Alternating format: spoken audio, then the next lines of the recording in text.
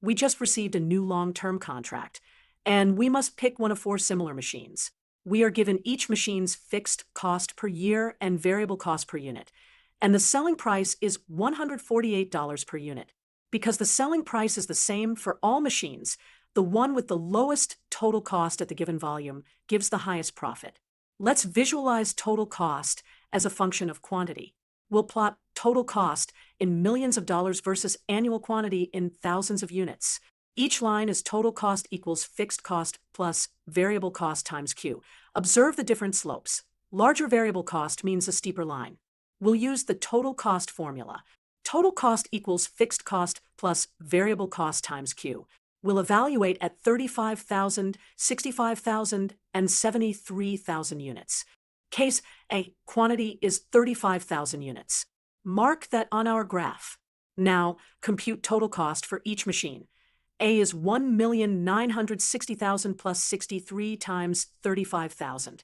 B is 1,260,000 plus 73 times 35,000. C is 1,625,000 plus 68 times 35,000. D is 1 million plus 82 times 35,000. The smallest total cost is machine B. Case B, quantity is 65,000 units. Mark this quantity on the graph. Compute totals again for all four machines. We find the lowest total cost. If there is a tie, both choices are equally good. Case C, quantity is 73,000 units. Mark it on the graph. Compute totals again for all four machines.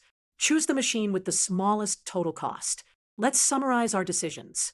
For 35,000 units, choose machine B. For 65,000 units, there is a tie between B and C. Either is fine. For 73,000 units, choose machine C. Since revenue equals 148 times Q for all, minimizing total cost maximizes profit. To finish your assignment, prepare a clean Word report. Include your name and course section, state the formula, show step-by-step calculations for each quantity, clearly state which machine you pick and why, and submit by the due date.